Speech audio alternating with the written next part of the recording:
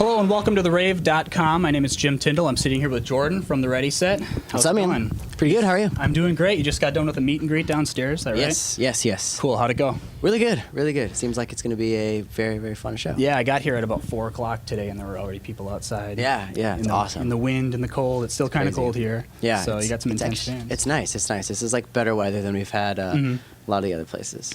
What's some crazy fan stories from the meet and greet? Anyone go absolutely nuts when you meet them? It's usually pretty tame. Okay. There's been a couple, I think. There's been a couple, like, criers. And there's been some people who give me some, like, crazy presents. Like, there's people who show up with, like, bags and bags of stuff. And I'm just like, wow, thank you.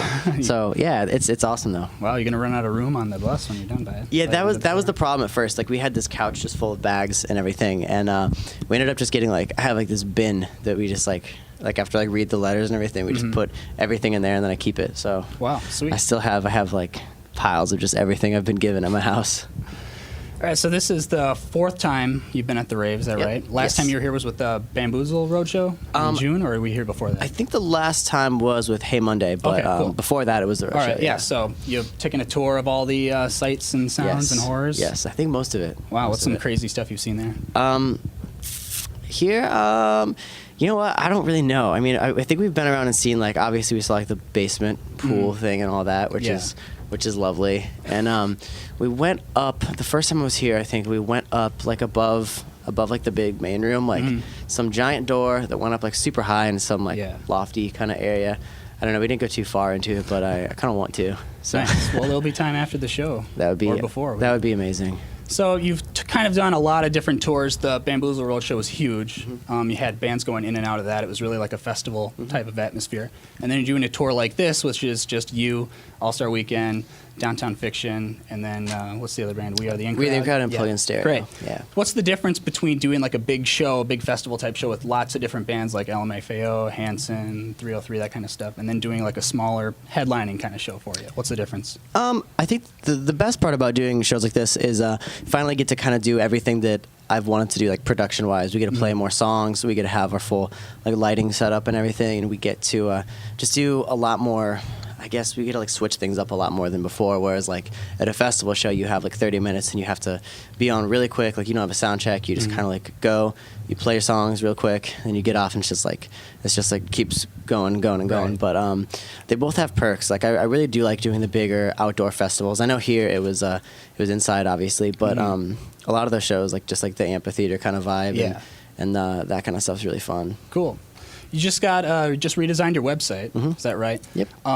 You're one of the bands. You're one of the guys who is really interactive with the fans. You know, you're on Twitter. You're doing Tumblr type of stuff. Yeah. Like, how important is that for bands nowadays to be in touch with the fans? I think it's definitely like it's very, very, very important. I mean, it's one of those things that kind of got things started for me. Definitely when I was starting with the Ready Set, I was spending a lot of time on MySpace because that was like the thing at that time, and I would spend like 8 hours a day commenting people and just trying to like get as many people to I guess check out my music as possible. And now with like Twitter and Tumblr, it's so much easier. Like you can just instantly like talk to people, and I don't know. I think it's definitely a huge thing. Like you definitely want to have that connection, and I think whenever you take the time to actually like acknowledge your fans and I guess thank them and like let them know that it's like amazing that they support you. I think that's like one of the biggest, most important things. I always tell people that this is kind of the best time to be a music fan because bands are so accessible now. I mean, you have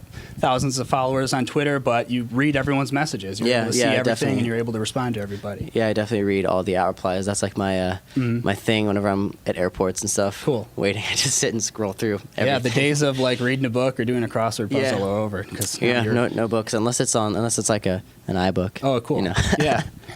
You were just on Silent Library on MTV, which is an awesome show. Yeah. Try to explain the show for people who haven't seen it. Basically what it is you get, I think, like 13 or something challenges, just like random goofy tasks. And the idea is like you're in a library and you have to do these things with your friends without laughing. And once you like make enough noise, like and get to a certain level, like you lose your money. Like you get a certain amount of dollars, I guess, for every challenge. So it's just really fun. It's one of those things I wanted to do for a long time. Yeah, it's based on a Japanese game show. Yeah. Very fun though. Cool. Is it a real library that you shoot in, or is it a set? It was a set. It was somewhere in Brooklyn, I think. We got up at like 7 in the morning to go and like film this before a show in New York City. When we were actually on that Hey Monday tour.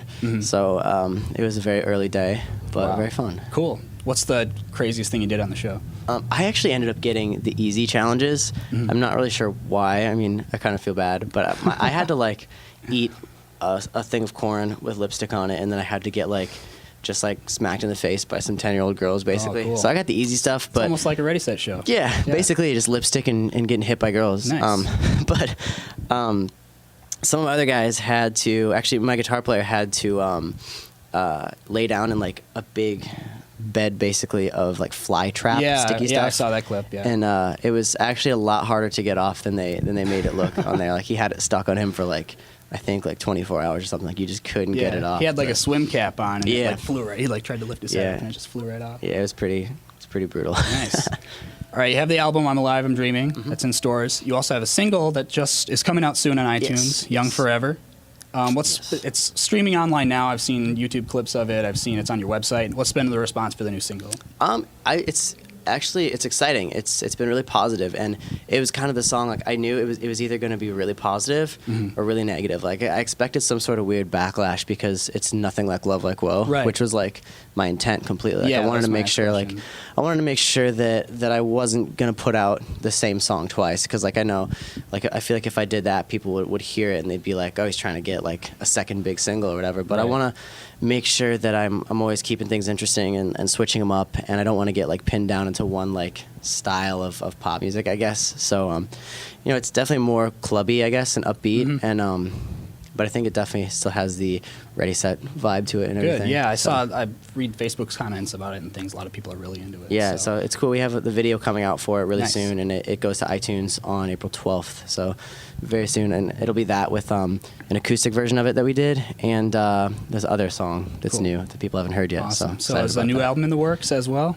Kind of, yeah. Kinda. Always working on new stuff. Actually, this whole tour, the whole Glamour Kills tour, every Monday I've been flying out to LA to record basically just a new song every week. So we have, I believe we're going to do like a deluxe album probably at the beginning of the summer. It'll basically be all of Alive, I'm Dreaming with I think 4 or 5 new songs on it, and then put it out kind of more officially than we did the first time as like a full album rather than like an 8-song halfway EP thing. Yeah. And then after that, I'm sure another album before the year's over. Cool. So it'll be busy. Yeah, you're on the Glamour Kills tour right now. It's kind of the last stretch of the tour, right? Yeah. Yeah. 4 shows. Anything after that? Any tours coming up? Yes. Right after that, we're doing a bunch of like college shows, radio shows, little festivals here and there. We're playing actually all 3 days of Bamboozle this year, so that'll be fun. Awesome. And then after that, I think I'm gonna be in Europe for a little bit for some press promotional stuff, cool. And then all of Warped Tour, and then I don't even know after that. Basically, I think I've got 1 day off from today until the end of Warped Tour. Jeez, so it's the life of a rock star, though. Yeah, it's great. Awesome. I basically just tell them, book everything you can, and I'll do it, and I'll just. Well, you're young. You got energy. No, I love it. Just travel all fun. day. It's awesome. It's really Best fun. job in the world. All right. Anything else you'd like to say before we go?